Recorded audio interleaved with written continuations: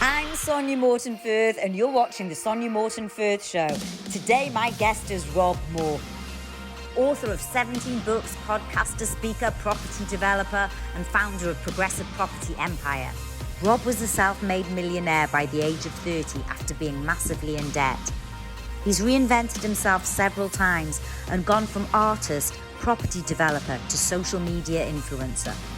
His mission to change the way people think about business, and he supports them through the Rob Moore Foundation. Hi, it's Rob Moore here, and I am with the lovely, the beautiful, the energetic, the charismatic Sonya Morton Firth, and we're doing an interview for the Sonya Morton Firth Show. And Sonya says that she wants to reveal the real Rob Moore and get down and dirty, and I don't know what I've got myself in for, but I'm all yours, Sonya. Thank you. Well, first of all, thank you so much for being a guest on my show, or should I say, a collaboration. I love that. I've got the Disruptive Entrepreneur down on the bottom, and I'm loving it. I would normally be doing this face-to-face, but, you know, because of the times we're doing it via StreamYard, and I'm very honored to have this streamed around all sorts of different medias. I'm very untechnical. Anyway, let's get down to it, Rob. Are you ready for this? Are you sitting comfortably? And I know you told me it was like your fourth live today. Hopefully this will be your last live today and the most memorable. I'm ready. Bring it on. So, disruptive entrepreneur, property investor, author, speaker, podcast host. You've got dozens of accolades in business. And I could really go on. You've broken world records for speaking the most on stage. But what I want to know is, if you strip all those labels away, who is the real Rob Moore underneath it all? The fattest kid in his class as a young boy who's still trying to get recognized and feel useful and valuable and be noticed. I suppose there's definitely a part of that part of me that's still there. Someone who wants to do something greater with their life than just, you know, go day by day, week by week and exist. I want to do something meaningful and useful, you know, that matters to a vast amount of people. I'm interested in lots of different things, get excited very easily. You know, love starting new businesses, interested in music and fashion and vinyl and hi-fi and cars and collect stuff, collect Lego, collect anything. And yeah, just I still feel very young at heart. Like I'm 42 now, Sonya, but I still in a lot of ways. You look a spring chicken, can I just say? You don't look 42. Thank you. Yeah, the lighting is helpful. So yeah, I mean, I don't really know who I am when you take away the entrepreneurship, because I'm just me. Fun and just fun sometimes, cheeky, bit risky sometimes. Someone who's not very good at keeping his mouth shut. There's a few things that are me that maybe. It's quite interesting. So you started with, I was a fat kid. I'm the fat kid. Take me back a little bit to your childhood. You and I have both got a friend or somebody that's transformed our life in common, and that's Dr. John DeMartini. And he talks about childhood voids. Do you still struggle with those voids, and what are they? Well, yes, we're often as adults filling the voids that we had growing up. The study of values, axiology, is really the study of what's most important to us, and that's often driven by what we don't have. So whilst my voids of maybe feeling ostracized and left out because I was the fattest kid, that's a driving force for me today to want to do useful things with my time and help people. And, you know, because anything that I might do to get noticed or recognized or respected or admired, I want to do it in a useful way. There's no point just doing it by pouting on social media or, you know, creating arguments for the sake of it to get comments and engagement. It's not really my style, because remember, the fat kid wants to be liked as well, and so doesn't necessarily want to, you know, just create attention for the sake of it. So I want to create attention in a way that is useful and valuable to others. My personal vision is to help as many people on the planet start and scale their business and get better financial education. And where did that mission come from? Because that's something that can't have just sprung up after, you know, sprung up overnight. Yeah, well, that came from, I guess, evolving as a business person. So I started buying properties for myself. I got myself out of 50 grand's worth of debt. I then started sourcing properties for other people, made my first 100 grand within just over a year, then made my first million at age 30 before I turned 31. Then my mission became less selfish and more selfless, because I realized, you know, once I ticked a few boxes of my own wealth, people didn't care about how many millions I made or nice fancy cars or houses I owned. No one cares about that. They care about how you help them, how you inspire them, how you give them hope, how you give them information, how you guide them, how you support them.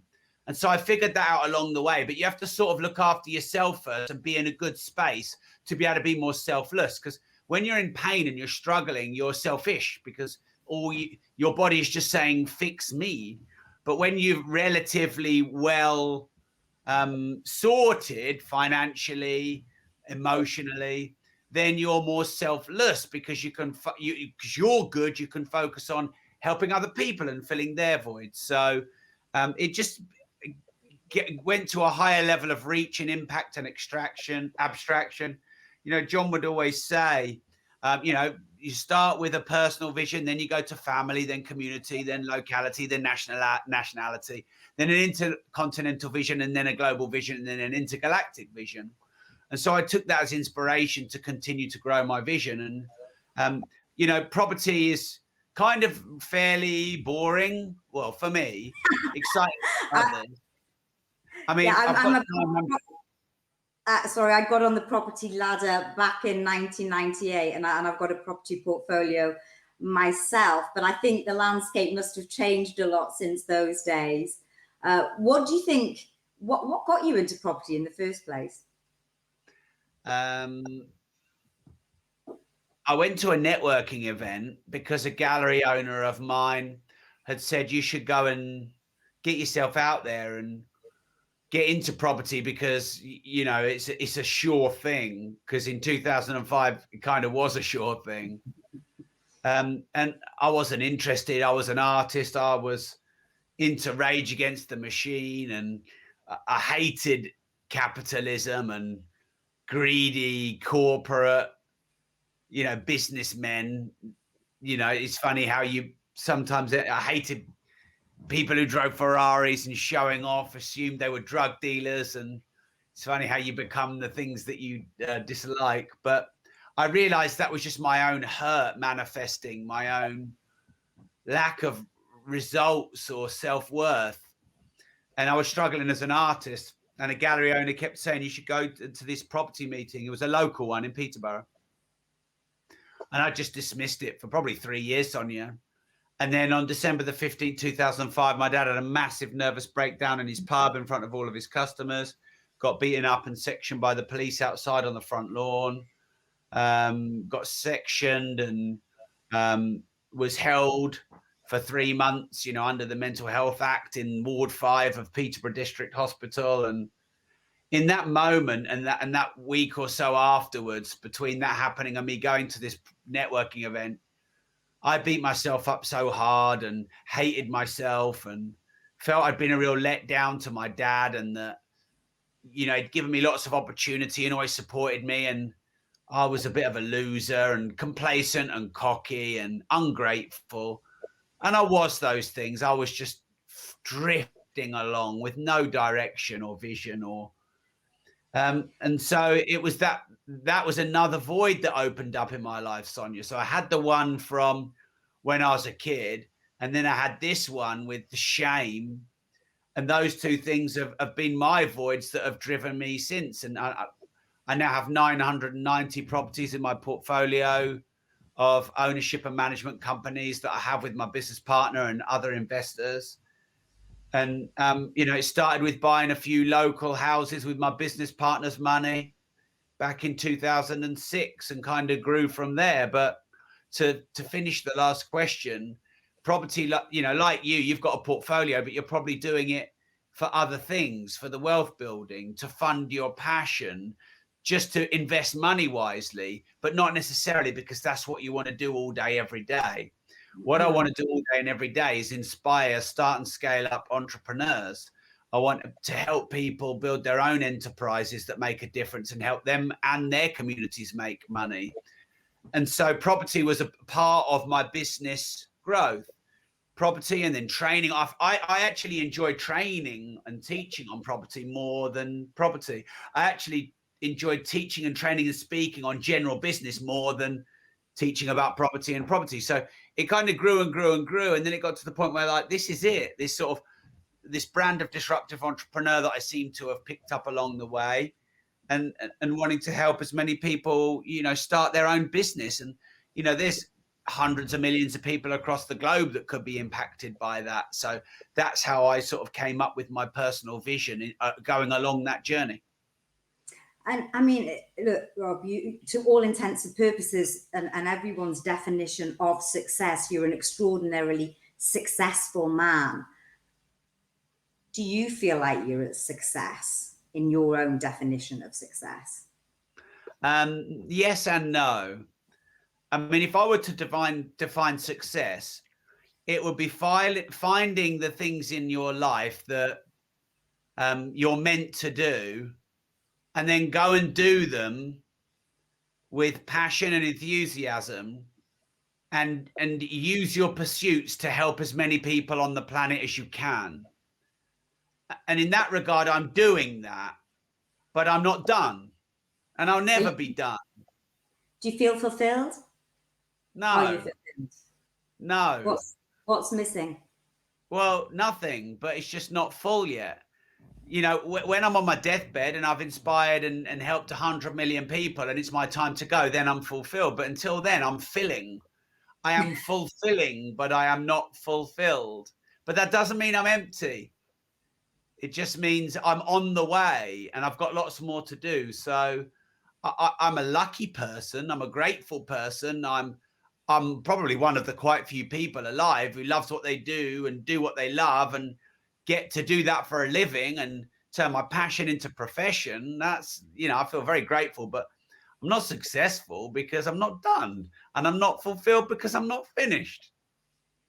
Do you ever look back, though, on everything that you've accomplished, which is huge? I mean, I read some of the list and just go, wow, fuck, I've done a lot with my life. I'm pretty awesome, right? I mean, you've got a lot of people that you talk to. I mean, I'm a big follower of yours. I listen to your content. I was listening it today, walking along. And you're helping people. Is there no point that you just sit having a nice cup of tea, Sunday afternoon, and just think, I've done okay. If this was my time, I've done okay. No, never. Maybe I should more. Maybe I need therapy. I don't know. But no. If I've got Sunday afternoon, I'm either going to spend it with the kids, or hopefully do something fun, or I'm gonna get to work and expand the vision and the mission. And I'm never done. No, I mean, I've got a lovely vinyl collection. I've got a really nice hi-fi that I sit and enjoy. I've got 2 amazing children. I've got a beautiful wife. I've got some nice cars. I live in a beautiful house. I've got my mum and dad. They're still alive. My wife's parents are still alive. We've got a lovely little dog. I've got lots of things that I've collected. I'm a very lucky guy, and I've got a great life, and I appreciate it. Like, I'm able to appreciate things more than a lot of people. A lot of people say, oh, you shouldn't it's not about materialism and things, it's about experiences. But I can look at my vinyl collection and go, you know, that's my journey and my £250,000 hi-fi system that I listen to, and go, because I started collecting my hi-fi when I was 14 years old. And I used to buy hi-fi news and what hi-fi every month and read it. And I started with a little Technic separate system. And what am I now? 42. So 28 years later, I've built it up to a £250,000 music system. And every time I was playing Radiohead this morning, I've not played them for ages. And it just brings back all those memories. There's some real, I don't know how to put it into words, but there's something really transcending, and I'm able to experience great gratitude through that. So I definitely, I appreciate things around me, but things I've done are just, they're on a CV. They're tick next, tick next, tick next, more to do, tick next, more to do. You know, I had therapy for most of 2020. And my therapist was always trying to get me to strip away the identity of being an entrepreneur, a world record holder, a multi-millionaire, a this, a that, the other, an author, a public speaker, a creator, an influencer, an entrepreneur, an employer, and say, who are you, Rob, without all of that? Mm. And that's a scary thing to sit and think about. So I tend to avoid that and just get back to work. Well, look, I'm not. I know you're not a big meditator, are you? And have you tried meditating? Is there something scary about that? Takes too long. I'm too impatient. Yeah, I've tried it, and I probably, look, there's a million things, Sonya, I could do better or do more. There's a million failings and flaws about me, and I probably rush a bit much. You know, I probably sometimes should be a bit more thorough. I should probably take more time for myself. I should probably, you know, take more time for my kids. Can we reverse it? Because I didn't ask for your flaws, and you're giving me your flaws. You're pretty awesome, Rob. Maybe you need to like pat yourself on the back a bit more and just, you know, I believe we're all equals, balance in life. People are all equal, but it sounds like, do you actually love yourself? Yeah, well, look, the hardest love of all, right? Yeah. Yeah, I'm much better at that. I never did when I was young, Sonya, because I believed what everyone told me about being fat and useless and slow and all of that. But, you know, over time, when I got enough proof, when I lost the weight and girls started to be interested and I was good at certain things, like I was really good at art. I got 100% at GCSE. I was the only person in the country to do that. Obviously, you know, I've been very successful in business, and my podcast's really successful. I interviewed Floyd Mayweather. I've done nearly 1,000 episodes across 2 podcasts. So I could also list what I've done well and what I'm good at, Sonya. But, you know, we are all equal, I agree, but we're also all different. Mm. And that means that I've got flaws, but I've also got strengths, like us all. And so I wasn't really hating on myself by talking about them, just being honest about the fact that, you know, meditation is probably something I should do a bit more of. I should be a bit more mindful, maybe a bit more minimal, maybe take a bit more time to do nothing. But then that's what society tells you should do, or that's the trend. It's those should words. I should do this. I should do that. Bollocks to should. Bollocks to should. That's what I say. I'm too busy chasing my mission to make a global impact to meditate at the moment. But I have tried it. I do visualizations. I do walking meditation sometimes. So, you know, I'm a little bit hippie, but not much. Did you visualize this? If we took the clock back 10 years, did you visualize this? Was this something, your empire, what you've done with the property world, what you've done with your own personal brand? Did you see that? Yeah. Yeah, I mean, look, when you visualize, even when you put emotion into it and you're really clear about the image, I don't think it looks exactly as you planned. Some things have, like I used to drive past this house that I live in. No, let me rephrase that. Ride past on my bike. and look at it and go, I'm going to have the house one day. Look at that. Such a regal manor house, flagpole, long drive. This house is so me. I like old statement houses, not new flimsy ones. And I live in it, and we're still developing it now. We're still extending it and doing, it's just like so many rooms. It's like a maze. And I really did visualize that hard. And I did visualize having Ferraris and Lamborghinis, and I do, but probably different models to the ones I visualize. So yeah, I do believe in visualization and locking on to something that you want. But I also believe in, as well as that law of attraction, I believe in action and going out and making it happen.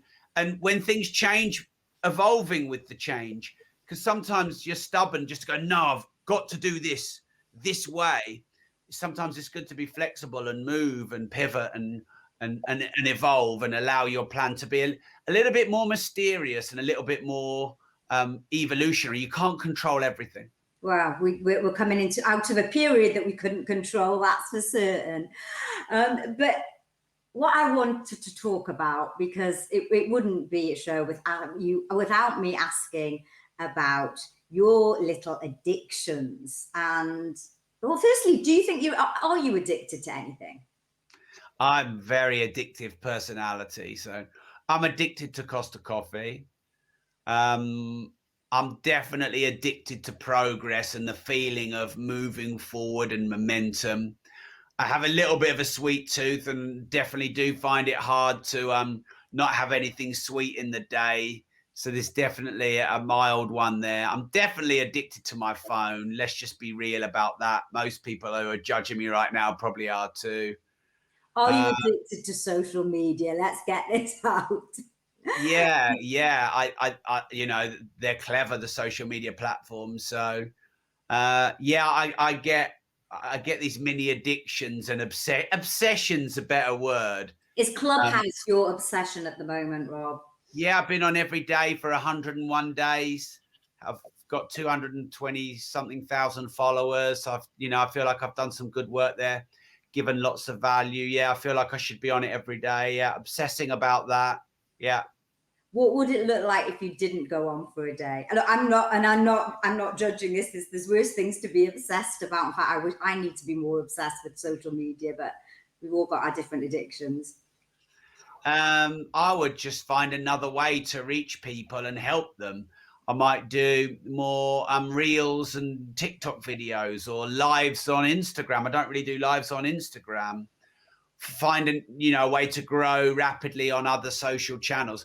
And there's two reasons I want to grow. And one is for me to feel like I'm progressing and moving forward, but two, to reach more people and help impact them.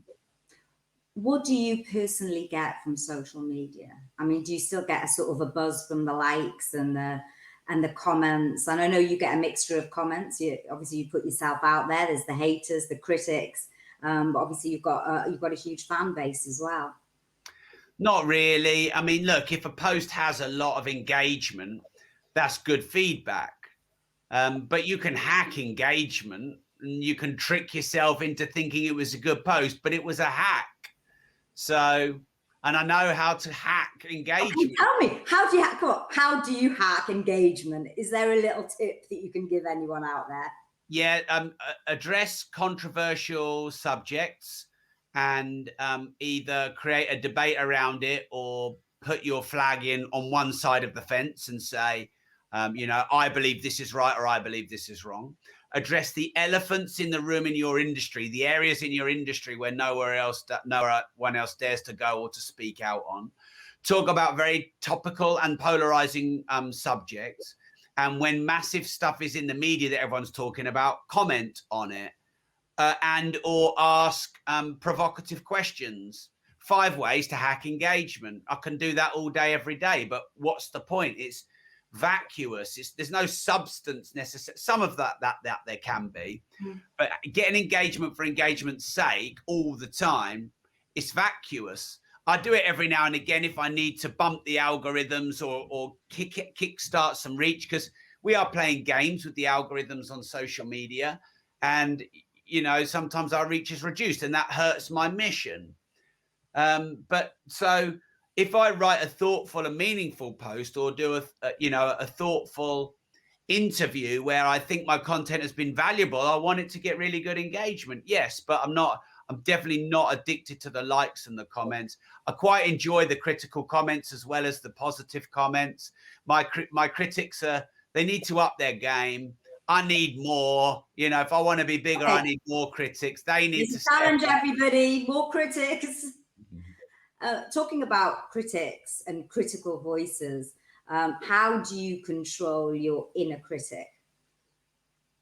And do you listen to your inner critic? Yes, I listen to my inner critic, because my inner critic, coming from intuition, often has good feedback for myself. All human emotions have a purpose, otherwise we wouldn't experience them.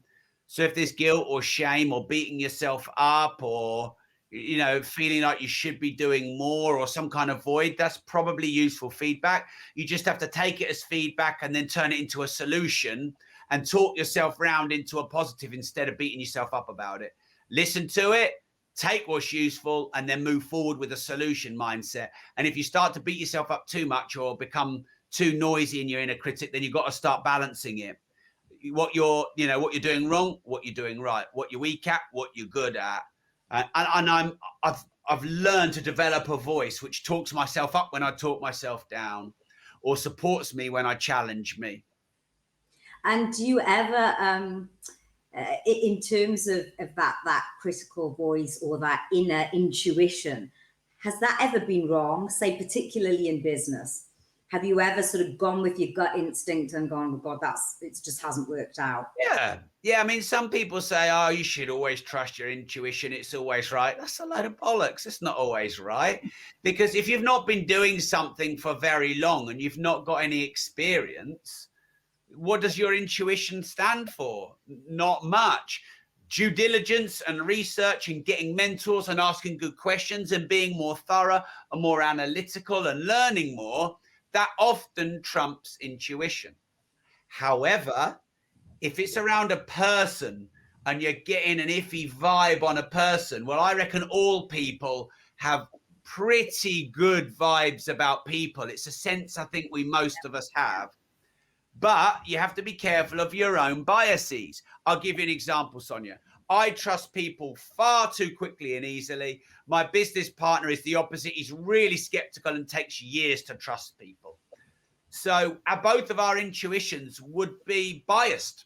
His intuition would be not to trust. My intuition would be to trust. Sometimes I'm right. Sometimes he's right. So I think you should listen to your intuition and feel it. But you should also get wise counsel, get good feedback, get mentors, and do some research as well.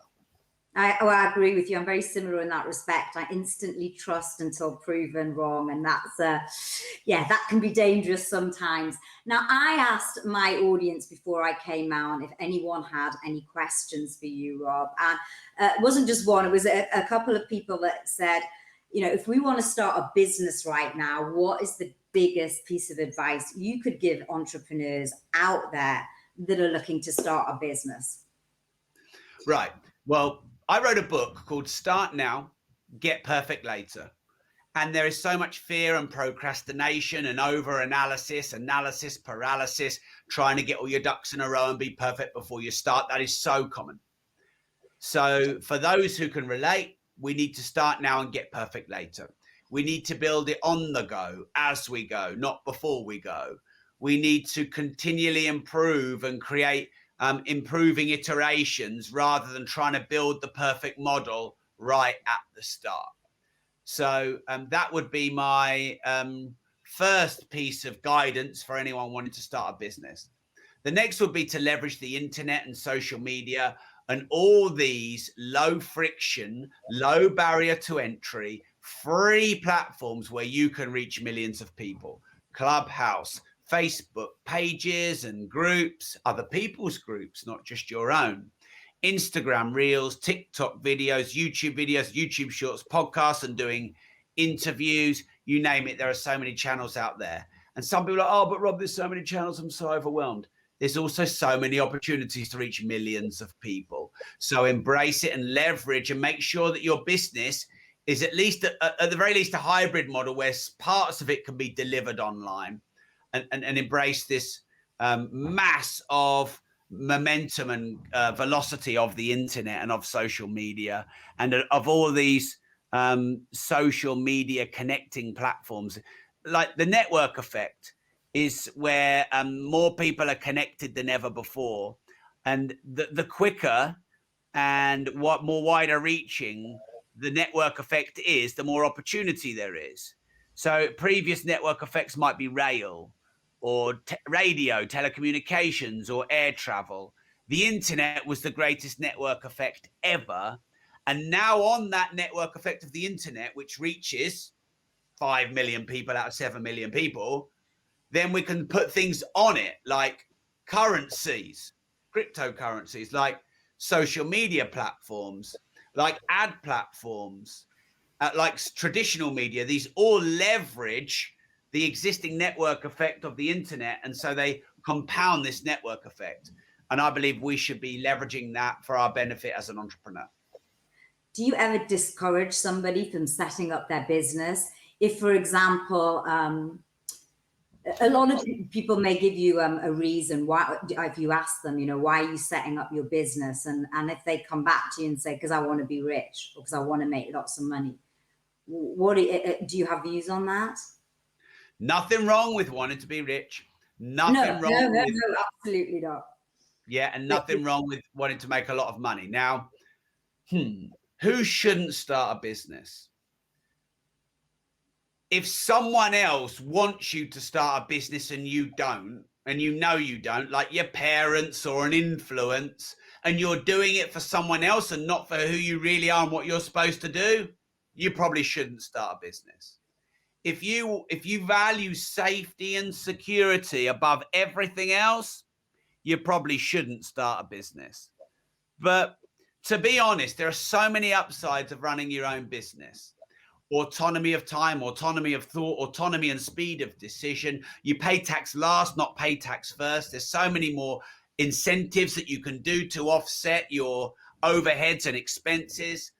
It's just so many benefits. And, and we're entrepreneurs are responsible for most of the solutions on the planet, most of the employment on the planet. We fund most of the public sector.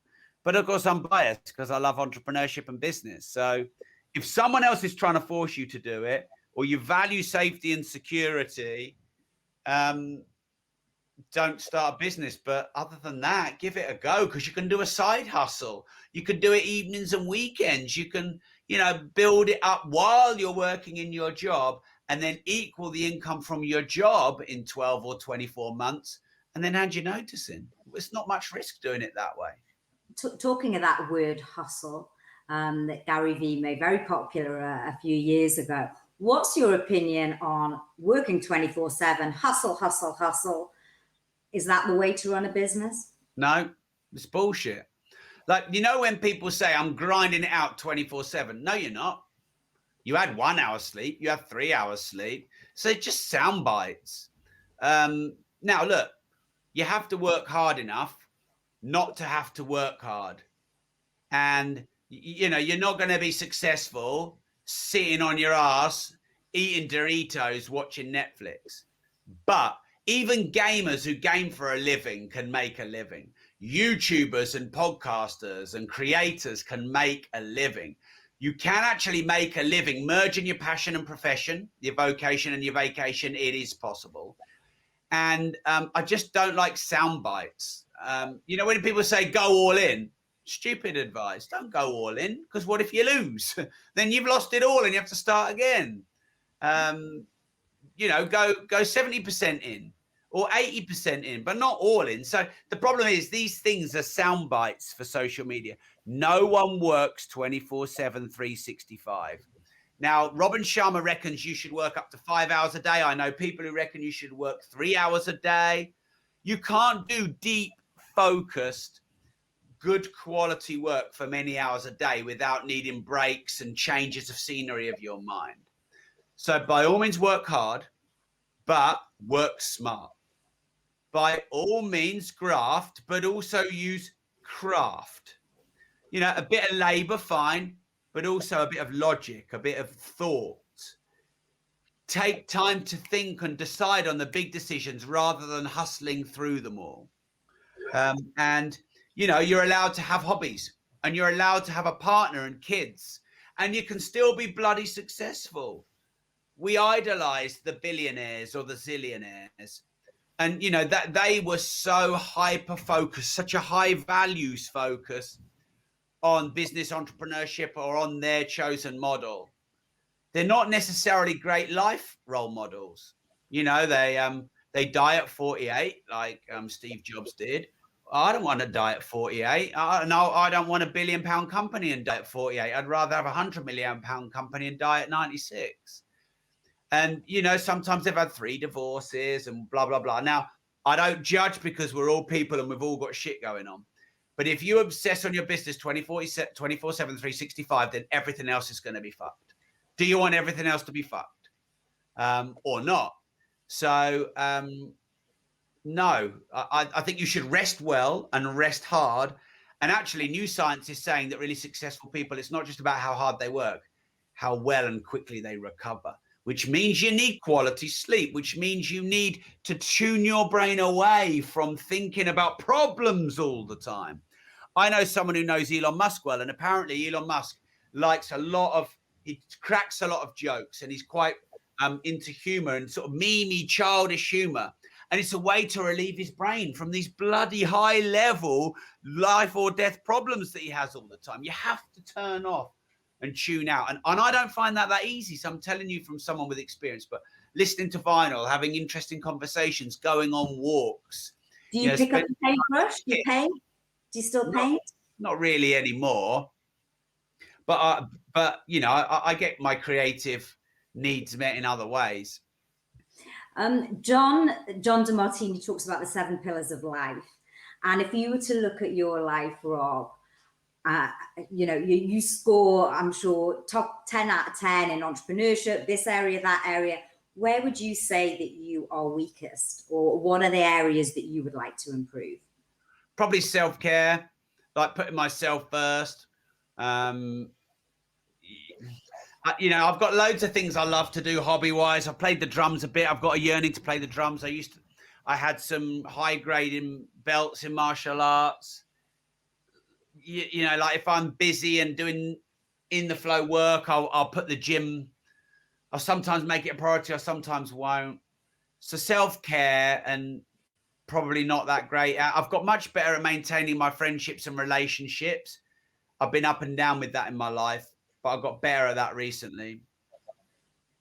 So, yeah, that's probably what I should do a bit more of, but. You should, it's a should again. One of those shoulds. Yeah. So you recently brought out a book with a lovely title called Opportunities. Tell me a little bit about the book that's called Opportunities. I'm assuming it's about taking opportunities in life. Yeah, so there's only one other book in the whole world written on opportunity specifically, but yet there's millions of mindset and business and personal development books. So I found a niche where it's something that I think is useful to everyone and can be timeless, but is also specific and timely. So, you know, it helps people spot the infinite amount of opportunities that exist in space and time simultaneously. And then how to see more opportunities, seize more opportunities, leverage more opportunities, the right opportunities. And then once you are right for you, but you can't take on, you partner up with other people and you do collaborations and joint ventures. And then this is really important for entrepreneurs because we're often really bad at it, is what to say no to and what to delegate and what to delay and what to delete completely, because often we're doing too many things and saying yes to too many things, or we're overwhelmed, or we chase the shiny penny, or we're starting new things all the time. And so the book really goes through those stages and gives practical tactics on how to embrace, attract and seize and implement more and better opportunities and delegate and delete less and worse opportunities. How do you know when an opportunity is a real opportunity, or one that you should take, or a dead duck that you should keep away from? Right, there's so many factors to this. Wrong time, either in the market or for you. If you don't have the resources, the time, the capacity to leverage it, if it's not within your interest or skill set, if it's too early or too late in the market, yeah, there's at least 5 ways there to ensure you don't take the wrong opportunities. So what's your next, do you have a next book coming out as well? Or you, because it's what, 18 books, 17 books? This is your 17th book. At my 18th book, yeah. Yeah. How do you write them so quickly? Well, I mean, I've been writing for 12 years, so it's not that quick. Do you get someone to write them for? Have you got a ghostwriter, or do you actually write them yourself? Only one of my books has had a ghostwriter involved, and I'm not going to tell you which one it is. People have to guess. I'll have to guess. Oh, that could be a little challenge, couldn't it? Okay, folks, let's guess which one is ghostwritten and which one Rob didn't actually write. If you could do anything without any restrictions of money, time, any or any your skill set, what would you do for a week?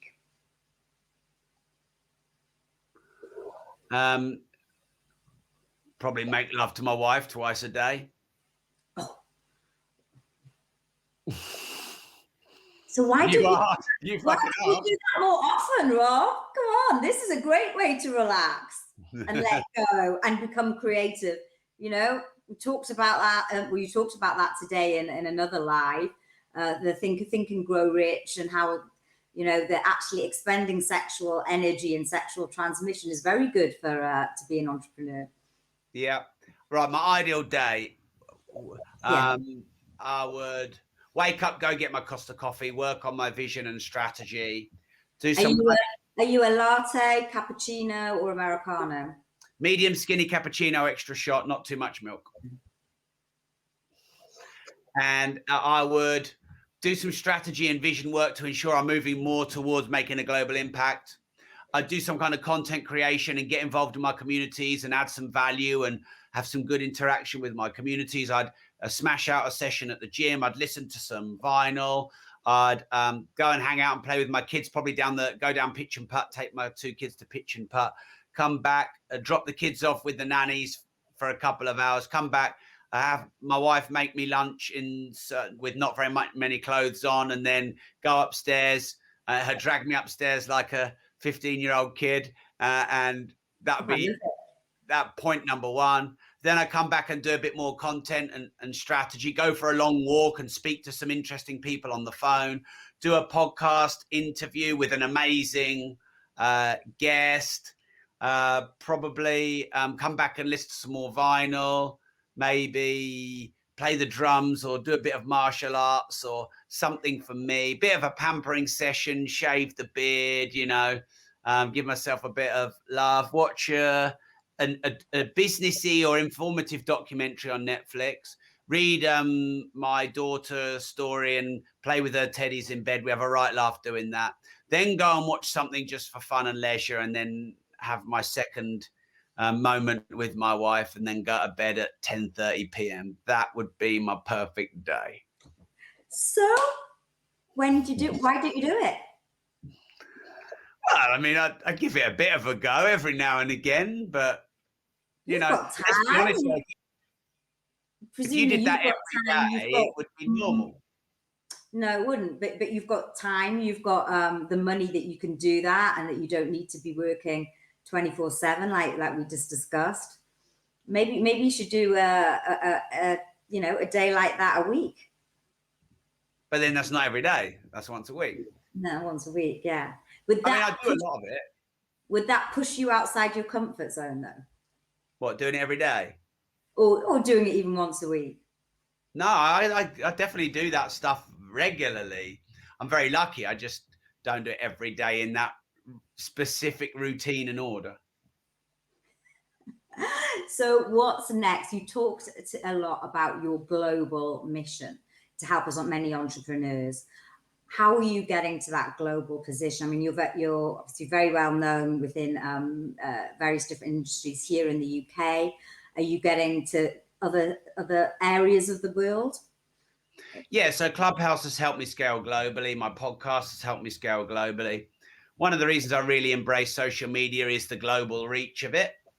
So that I'm speaking at some very big events with thousands of people in South Africa and America and places like that. So that, of course, helps me as well.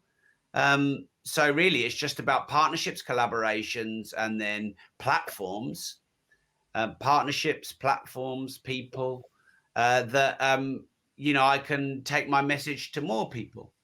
I'm definitely on the way. I feel like I'm doing decent work. I've got plenty more to do, but I've had a good start. Where do you see yourself in 5 years' time? More grey hairs in my beard, definitely, because they're starting to show. 5 years time. Any of them? Sorry? I can't see any of them. But maybe that's the good lighting again. You see them? No. Okay. So 47 years old. I mean, hopefully, I don't know how many people I've reached and had a proper impact on. I hope it's 5 million people, 10 million people. I don't know. So hopefully it's 100 million people maybe in 5 years' time. Hopefully all my companies are global. Hopefully I'm reaching social and mainstream media to, help people start and scale their business and get better financial education. Hopefully my foundation's raising millions to, impact young and underprivileged people. But just really,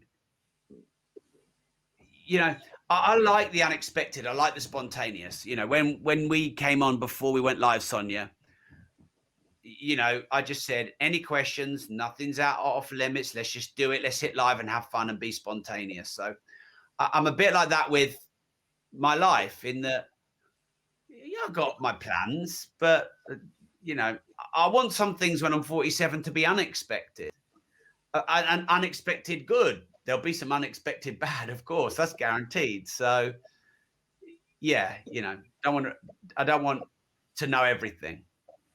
No, a bit of a surprise is quite nice. Was it money? I think it was right. Just asked, was it money? No. It wasn't money. No way. I mean, that was my biggest book. No, I didn't outsource any of that. Did that.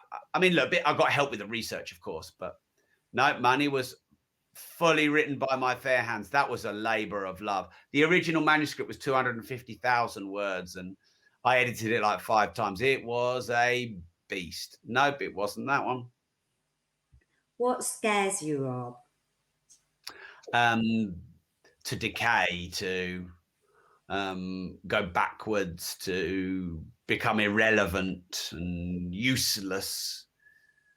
I fucking hate spiders, especially big ones.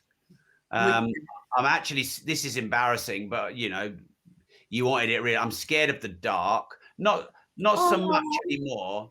Like I sleep in the dark now and I'm not so bad, but did you have to have a little side light on or did you have to have the landing light on when you were little? Well, I mean, I was scared of the dark till I was 30 something.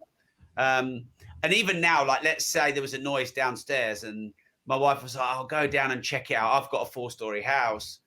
I would be a bit nervous going down in the dark. So it's a little bit of that.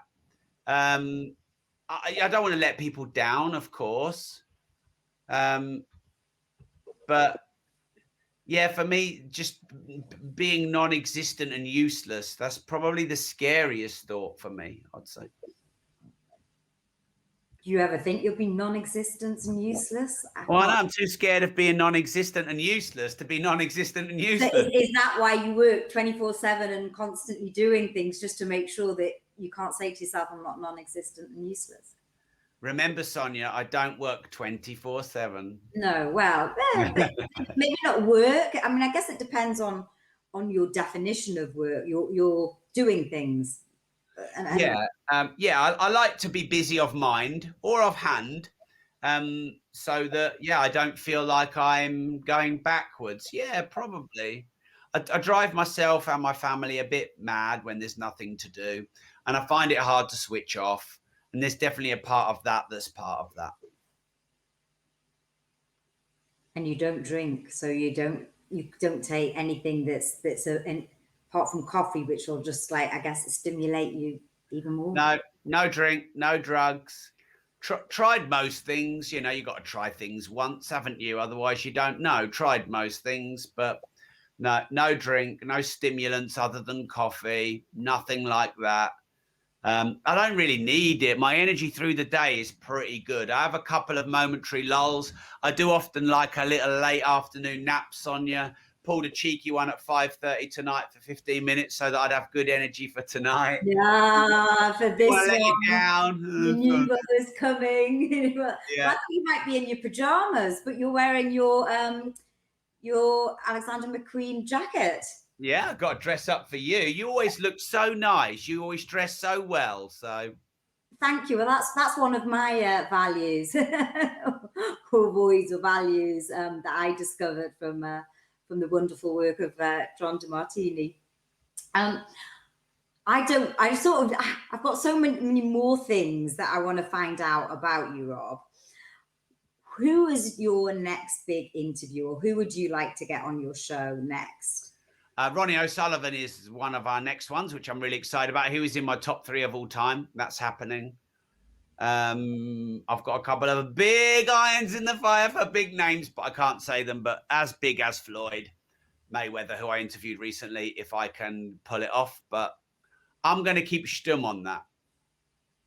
Not going to let anything out of the bag. Nope. Look, I asked everybody this, and it's my sort of last question. And that is, if you were to write a message in a bottle for future generations to find, what would that message be? If you don't risk anything, you risk everything. I love it, Rob. You've been a fantastic guest. Thank you so much. I'll put the link as well. We'll get the link to your book, Opportunities, and we'll put that in the show notes, because this will go up on my YouTube as well on Monday. Thank you very much. Hope you enjoyed the show. Remember, there's a new interview out every Monday, so hit subscribe and like, and you'll get it straight into your inbox.